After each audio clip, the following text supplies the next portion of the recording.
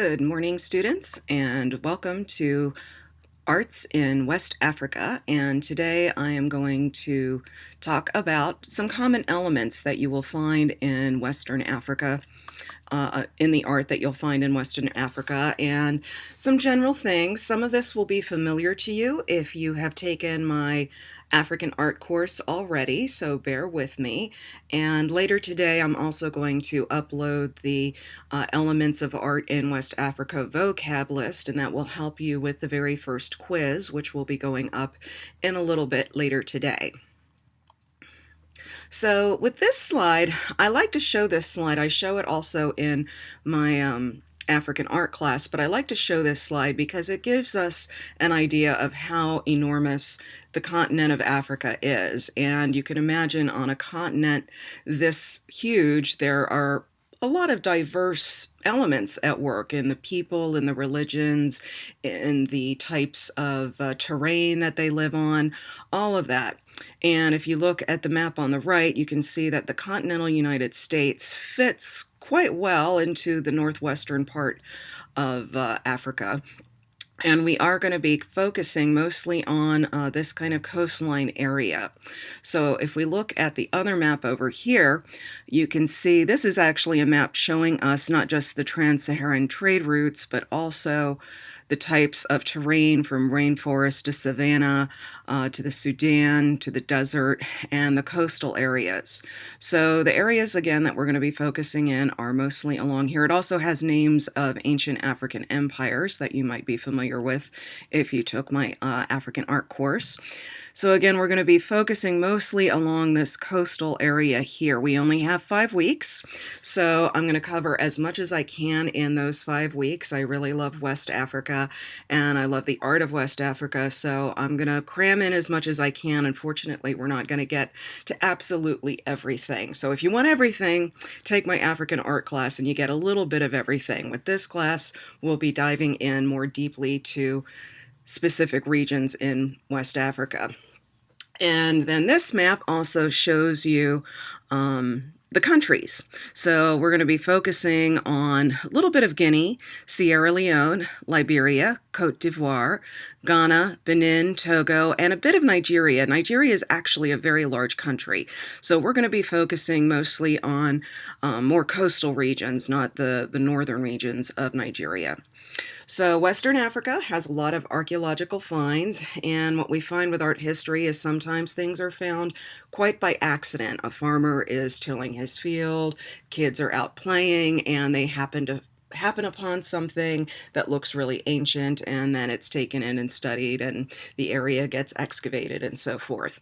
So we know, for what we know right now, and again in art history, things are always changing. There's always new discoveries. So what we know is always changing. So although I might say this is the oldest yada yada yada, it may be that that's just because it's the oldest thing that has yet to be discovered.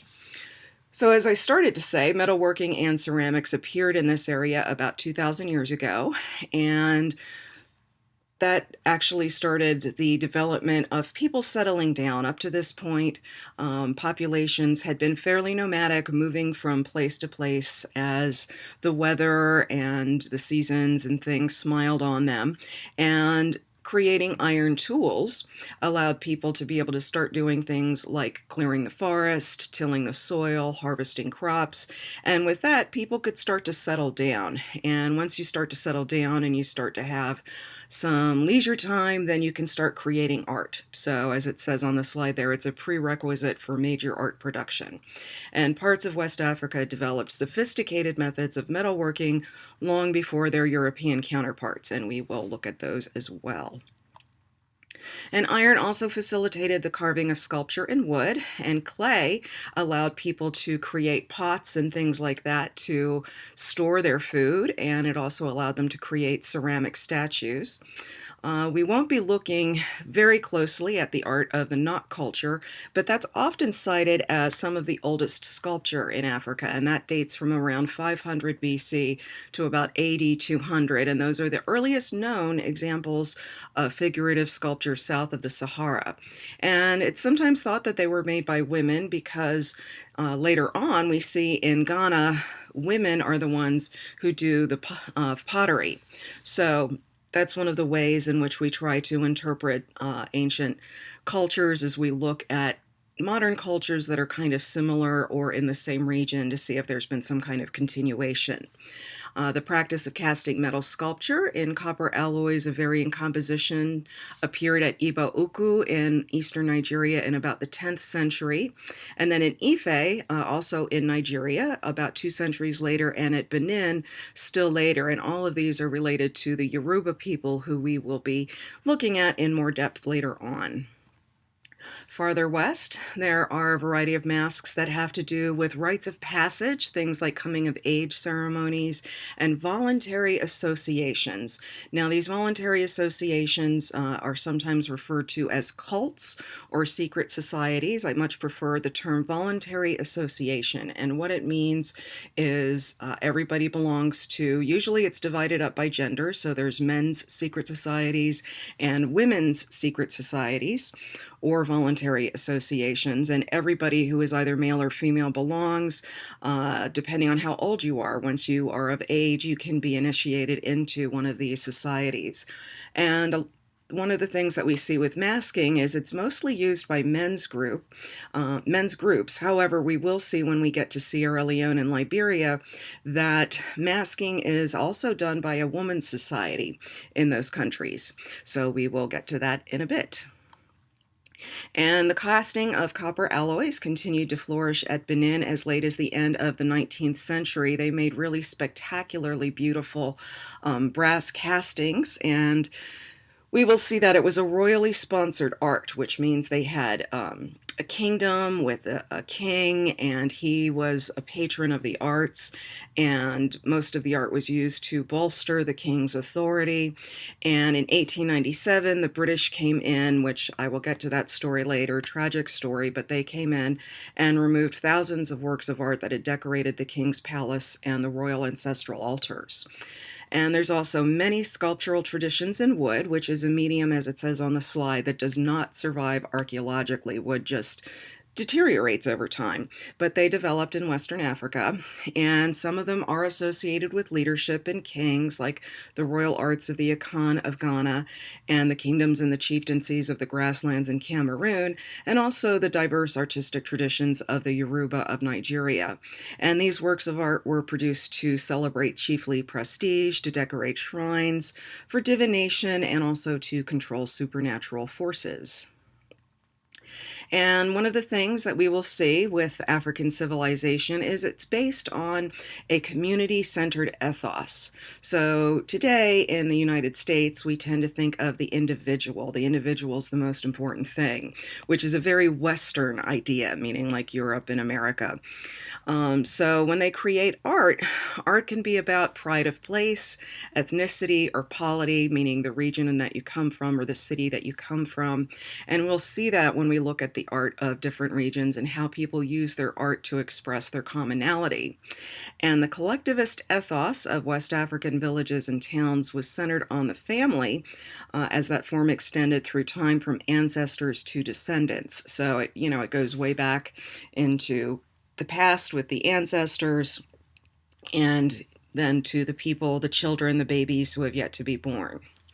And this is an Igbo shaman dancing with the village children. So here's one of the things that we will see a commonality with in West African art, which is sacred couples, this idea of these statues of a male and a female. And there is in West Africa a sharp division of labor between the sexes. Men and women function in two separate spheres of activity, and these aspects of West African life emerge in their art forms, as does the power of the state, which we will also talk about, and that of course has supported a number of artists in pre-colonial times. But let's talk about the couples for a second. So the couples kind of generate this idea of roles that people play in society as men and women. And so the male figure represents the hunter, the caretaker, the person who is providing for people, the guardian. So if we look at the Dogon couple, in a couple of slides we'll see a back of a Dogon couple sculpture, and you'll see on the back he has a quiver. where arrows would go, so that shows him as the hunter and the provider. And then the woman has a baby strapped to her back, and that shows her as the nurturer, the one who is fertile, the one who passes traditions on to the children, and that sort of thing. So it's a way of teaching people of who they are in their culture. And art in West Africa fulfilled a multitude of functions. It could be thought to have communicative value, sending a message to the spirits. Could also be a symbol of status and prestige, to send a message to others in society. And it might have also had a political function, where kings would use art to show their political power and maintain their political power. And it might just also be utilitarian, such as cups and bowls and spoons and staves and things like that. And here we have a Yoruban king, and he is wearing, we'll get into this in more detail later, but he's wearing his standard crown, which is this cone that kind of sits on his head with these birds on them, and we'll get into more about bird symbolism later, but it is linked with kingship. And beads are considered to be a status symbol for people amongst the Yoruba, so he's just absolutely decked out in beads there. That cone is crafted of beads completely. It's hard to see in the slide, but they are. Another common element are the maternity figures. So it's a common West African trait to show gendered figures in art, as we've seen with the couple statues. And with the maternity statues, it's teaching about women as, again, the caregivers, the nurturers, the ones who are passing things on to the children. And these are several different examples, which we will talk about a little bit later. Sometimes they might have a baby at their breast, as you can see here in two of the examples. Sometimes they don't, but it's also supposed to show the ideal woman and the ideal mother. Might also refer to a sacred ancestor who is like the first mother of the tribe. And what you're looking at here in this slide is an example of a vendor of art made for tourism. So some art is made for art's sake. The artist wants to find a solution to certain artistic problems of style, form, or the use of his or her medium. And in modern times, as we see here, the artist might be producing statues, paintings, cloth work, jewelry, and so forth for the tourist trade or for secular plays that have replaced some of the ceremonies of the past. And some West African artists produce for the global marketplace, and some contemporary West African artists have also become known throughout the world. So what you see here, she is plying her trade, and she's got some lovely textiles behind her in the background. Also, these dolls are from South Africa, actually, and these masks over here are probably from West Africa. So she's kind of got a little bit of everything here. And there's been a modification of traditional art production in West Africa over the past 50 to 100 years, which reflects the impact of contact with the outside world. And just as art changed with the internal process of state formation, the artists becoming real artisans producing for the state, artwork has more recently changed to reflect a more European influence, which is kind of interesting. Artists are producing art that will please the American tourists who come over. It's become a way of increasing their income. And the guy in this slide is actually quite old, but it's one of an example of one of the first contacts that Africans had with Europeans. He is a Portuguese sailor or soldier, probably both, and he's made out of bronze. And from Benin, as the Portuguese were amongst the first to come in and have contact with people in Africa. And when they first came in, it was a very friendly relationship. And so what we have here is a recording of this soldier without any kind of humor or anything like that. Sometimes in the past, what we might see is, or in the present actually, sorry, in the present we might see more artwork that kind of makes fun of Europeans and makes fun of white people, and here this doesn't appear to be humorous or ironic at all. It's just sort of recording what he looked like. And religion has a huge influence on African art. Neither Islam nor Christianity has been very comfortable with idols and images that were used in traditional West African culture, traditional West African religions as they existed when Christians and Muslims came into Africa and, tried to convert people. And with the penetration of these world religions, sometimes in some areas indigenous rites have been touched by new influences. For example, in this slide here, you see the Dimba masquerade, which is this figure right here. And it's supposed to represent a very mature woman who has given birth to many children, and she represents fertility and so forth. And when in the 1970s, when a Muslim government took over, they outlawed this rite.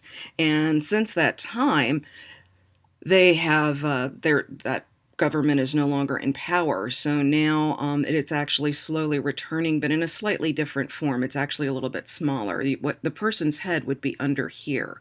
And so you've got this superstructure of the head here with the neck and then mature breasts coming. So it was really, really heavy. So now they're making them a little bit smaller. But in any case, this happens, like, for example, in Liberia. Liberia was settled by African American slaves who had been converted to Christianity. So in a lot of cases, they wanted to get rid of the native practices to bring in Christianity. In any case, regardless, religion is central to the art of West Africa, especially that's produced in the media of wood and earth. So those are two important elements that connect humans to the spirit world. And artwork often portrays ancestors, bush spirits, water spirits, and numerous supernatural beings that inhabit the West African pantheon of lesser gods. And one of the things that we see in a lot of West African religions is this idea of a creator high god, and he would be one big creator high god over everything.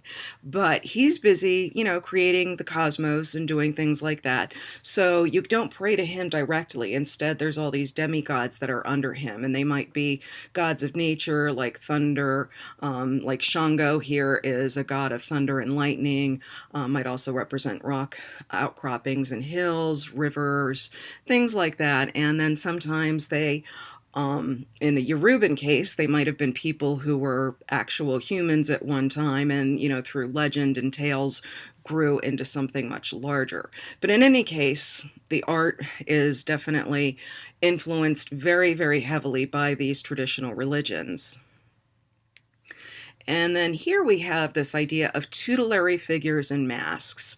And tutelary means teaching, basically. So they are figures that are meant to teach people about creation stories, about origin stories, about the different spirits that they work with. And they're also believed that when a person is in that mask and that costume, they actually embody whatever spirit it represents. So this is the Bamana Chiwara, which if you took African art, you're familiar with this. They believe that the Chiwara actually comes down and inhabits the bodies of the people who are inside it. So in any case, as it says here, these masks and sculptures and things are carved by the secret societies, or as I prefer to call them, the voluntary associations. And a lot of them have to do with bringing fertility and rain to the farms.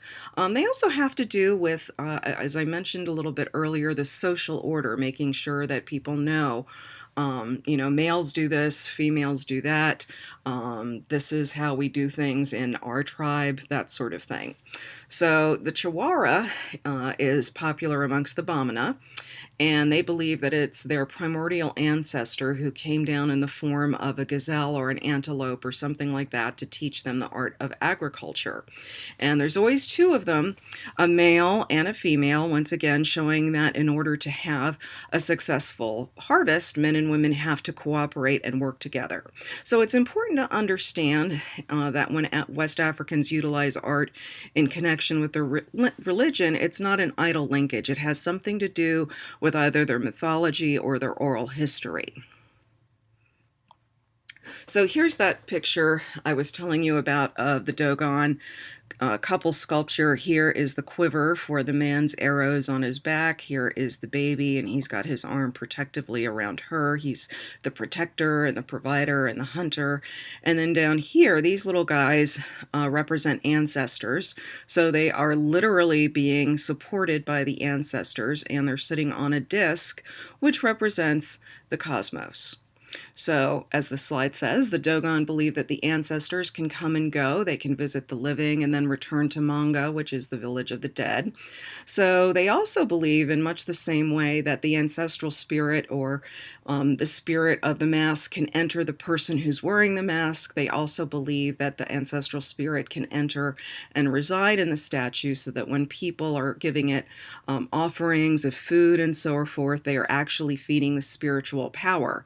Now, they don't believe that the statue actually eats the food, but they believe that there's energy coming up off of the food that goes into the statue.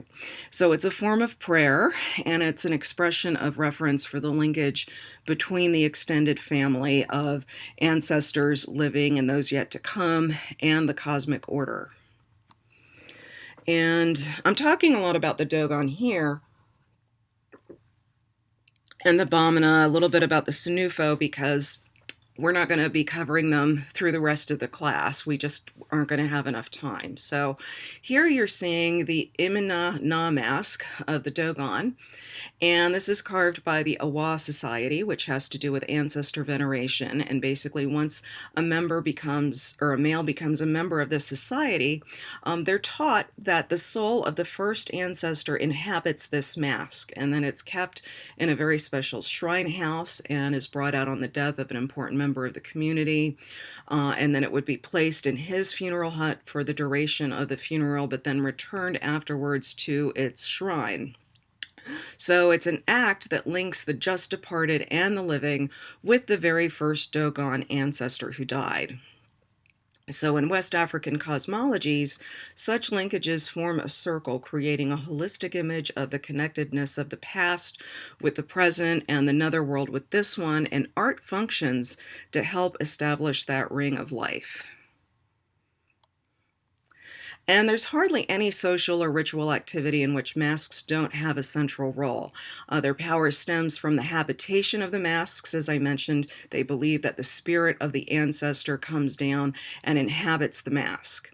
So you're looking at a Dan mask here from Sierra Leone, and this particular mask is again linked to their mythology, and as we see is common with West African religion, they believe that there's one big high god, Zlan, who created everything, including the masks. However, again, he's busy, doing his thing with the universe, so he can't be approached directly, only through the masks and through the carvings of the Go cult.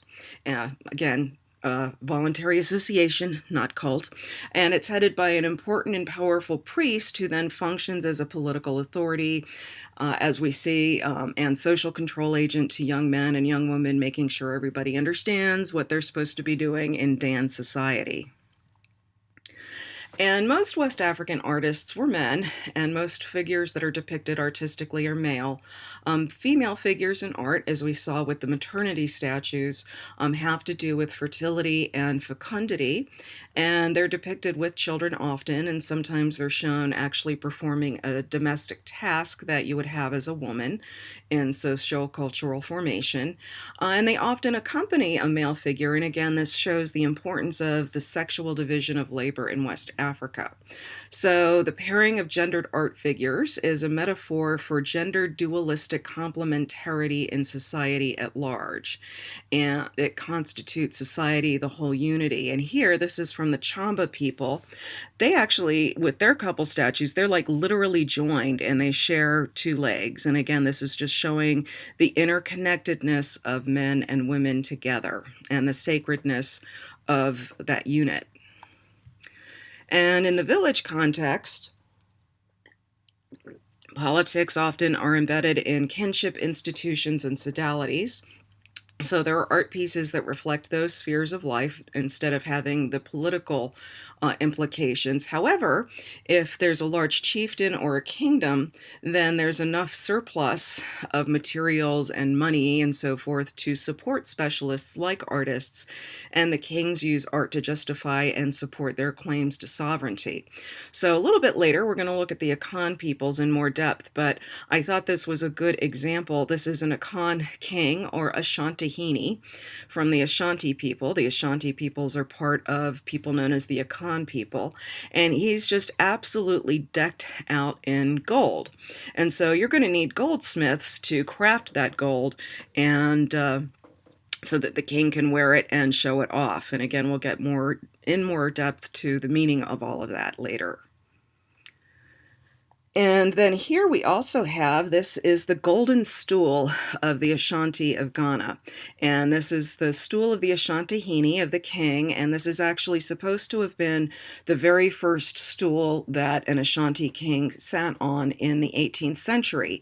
And nowadays, nobody sits on it at all. Instead, they carry it out on its own chair, almost like it's on its own throne, and it's supposed to be a repository of the nation's soul. And the king doesn't even sit on it, as I said, and it's also thought to be the repository of the nation's soul, of the Ashanti nation's very soul. So it's very interesting. So Akan art is tied to their cosmological ideas.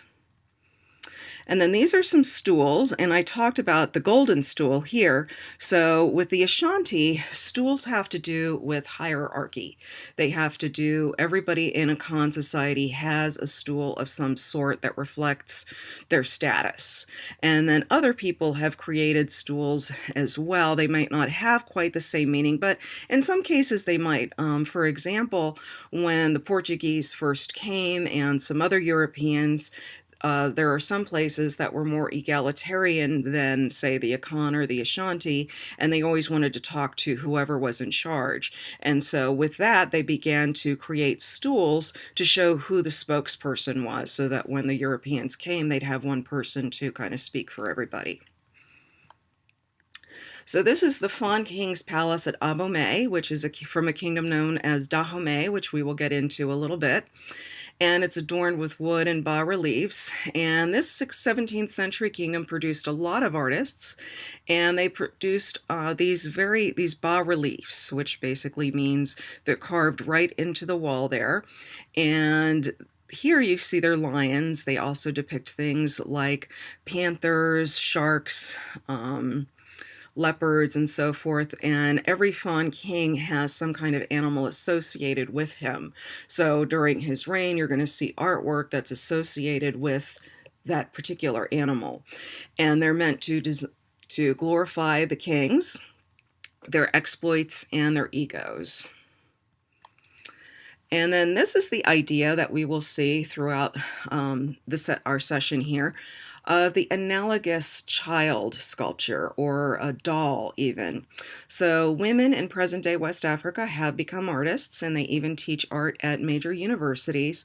Traditionally, art production would have been in the hands of men, and ancestor figures, as I mentioned, are often carved in pairs, one male, one female, and in most art forms, women are depicted as supporting men. However, women are often shown alone, performing female tasks like creating food or caring for children. And then this particular sculpture is connected to fertility, as women are. And this is a very popular sculpture known as the Akua Ba, Akua Ma in the plural, if you're referring to a lot of them. And these dolls are carved for a woman. It says here when she becomes pregnant, but sometimes they might be carved for a woman who's having trouble getting pregnant. And so the doll is meant to attract a child to her. And she would carry the doll and treat it well and dress it and talk to it and carry it around on her back, just like she would with a real child. And then the idea is that will attract the child, she'll become pregnant, and then she'll keep the child throughout her pregnancy. And they're almost always, actually they are always female, these dolls, because amongst the Ashanti, they are actually They're matrilineal, which means descent comes through the mother's line, and they prefer female children, interestingly. And wood is widely used medium in West Africa, and it signifies the wild bush, which is kind of a male realm of undomestication and tutelary spirits. So earthen figures that are made of clay might conjure up images instead of a connection with the earth, with ancestors, with fertility, fecundity, and femininity. So pottery making is usually a feminine activity, whereas carvers are generally men. And in this slide, a young girl is learning to make pots, as you can see. And women work clay into various cultural forms. So whether they're making pots or terracotta statues, they're combining two elements that we have that are important to life, both water and earth. And then they go into a kiln where they are fired. So that's another important force. So the combination of earth, water, and fire results in the fabrication of a cultural object. And then this is another kind of analogous doll, or analogous child, I should say. And these are the Ibeji dolls of the Yoruba peoples. When a woman gives birth to twins and loses one, an artist will carve her an Ibeji doll. Ibeji, it means twin. And it both represents the child, and it's also a deity as well. There's a deity known as Ibeji, which is actually two deities. But in any case, what will happen is, as the remaining twin grows up, the mother will do everything for the doll that she would do for the live twin. It's a way of keeping the twin in the other world happy. And so when the surviving twin is grown, she'll continue that. When the surviving twin is grown, that surviving twin will take over the care of the Ibeji doll. And twins are generally very, very important in West Africa. So twin figures in general are something that we're going to see throughout West Africa. In any case, these are them, the Ibeji dolls. Okay, so mud as a material is also used to make shrines, and the ordinary form of something like this is a conical projection of the earth itself. This is actually a Dogon shrine, and it's a literal and figurative extension of the earth and shows the powers of the ancestors who dwell within the shrine, and they're usually located in the village or at its edge, so that links the village to the bush or to the wilds. And one of the most elaborate and developed form of mud sculpture are the Mbari houses, or Orata Mbari works. These are made by the Igbo, and we'll get into this a bit later. But these are constructed under the direction of professional artists. Construction will take up to 6 to 9 months. And during this period, the community keeps the workers, the youth of the village, in ritual seclusion. And then at the completion, the youth are brought forth from their seclusion and given great honor in the village. And I'm actually not going to get into this too much because I don't think I actually talk about it. Maybe I do, but well, we also use stone in West Africa, which you can see here. And we'll actually see that probably in other examples, although I don't think we're getting to the Cross River region necessarily. However, we will talk about Essie from the Yoruba people. Essie is an area in Yoruba land where they found a very large group of stone carvings. And there's about 800 of them. They found them kind of in a field all together, and they range from about 20 centimeters high to a full meter. And most of the figures are sitting on stools, and they all have all kinds of different hairstyles and things. So it tells us a little bit about where what kind of hairstyles and clothing might have been worn, say, 1,000 years ago. They were moved from the field in which they were found and put into a museum, and this says a lot about kind of the way the Yoruba function. They're in a museum, but they are overseen and cared for by a priest within the museum rather than, say, a curator or something like that. And then another medium that carvers use is ivory. And nowadays, ivory is mostly outlawed, but Africa was a very big source of ivory that people would work into things that were objects of art, and things like spoons, weaving spools, salt cellars, and the like. And we'll actually see a salt cellar in just a moment. And the ivory trade from Nubia to Egypt was known to have existed as far back as the second millennium BC, along with gold, and was transported frequently along the caravan routes across the Sahara. So this is actually what I mentioned before, a salt celery, and it is a European thing. And back in, say, the 16th and 17th centuries, salt was a very expensive thing. It wasn't known to be plentiful as it is today. So if you could afford to have salt on your table, you'd want to show it off in something very elaborate like this. So this part, the bowl, is actually what holds the actual salt. And then this is a lid that comes up off of it. And that looks like the head of somebody's enemy there. So it's quite fierce. But in any case, what's very interesting is this is probably the first real example we have of tourist art, where the Portuguese came in along Sierra Leone and discovered a people known as the Sapi, and they were excellent carvers of ivory. So they asked them to carve things for them to take home to Europe. So a lot of these salt cellars, up until recently, they thought they were of European construction because the African artists copied the style so perfectly. So it's pretty interesting, but probably our earliest example of African European tourist art. And then gold is also another medium used, as we saw with our Ashanti slide. He's wearing all that gold. The Ashanti goldsmith used and still use the lost wax method to create very beautiful gold weights, and they've developed a worldwide production for these. And briefly, what the lost wax method is, and this is a method that artists use today. Actually, most of the jewelry that we wear is created using the lost wax method. So basically what you do is you carve whatever it is you want out of wax. Then you coat the wax with clay, and you leave a hole at the bottom of the clay covering, and once the clay is fired, the wax runs out and leaves the mold hollow, but you have a perfect mold of whatever it was. So then the artist, so that's why it's called lost wax, because the wax runs out. And then the artist fills in the mold with liquid metal and allows it to dry, and then they crack open the pottery mold, and there you have a metal version of the original wax model. So here again we have an Ashanti wearing his splendid jewelry, and working in gold would have been a very high status occupation to be a goldsmith, and you would be supported by the king, the Ashanti, and he had a monopoly on the gold trade. And apprentices learned from their fathers or some other skilled member of the family. So the status of goldsmiths was very high, as these artists would produce these objects of value for very important political officials like the Ashanti. And then our very last slide, I don't have any verbiage on it, but I'm just going to tell you this is another common element in West African art, are these doors.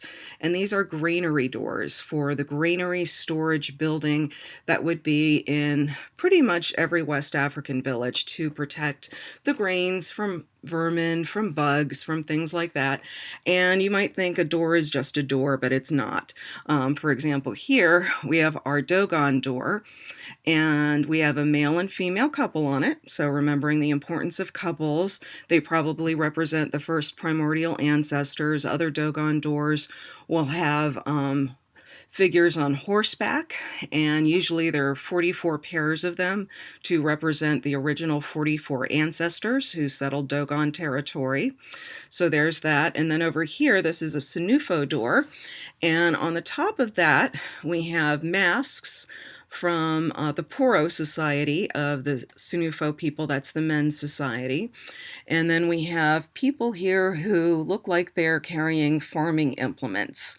And then in the middle here, we have a farmed field with some critters on it. And then down here, we have more animals. And what it's kind of showing is how Poro separates and protects the farmed land, the civilized life from the bush, from the wilds. So that's the story that that's telling, and each one will have a story associated with it. I'm not going to get into the Ebo door since we will be talking about the Ebo, but I did want to talk a little bit about the Dogon and the Sinufo since we're not going to have time to really get into them in this session. We're going to start with looking at the West Atlantic forests. So that will be next week. So I'm going to conclude this slideshow, and from this, hopefully, you will have enough information to write your first paper. And if you have any questions, you can always email me or text me. My cell number is 484-885-9474, and I hope you all have a good day.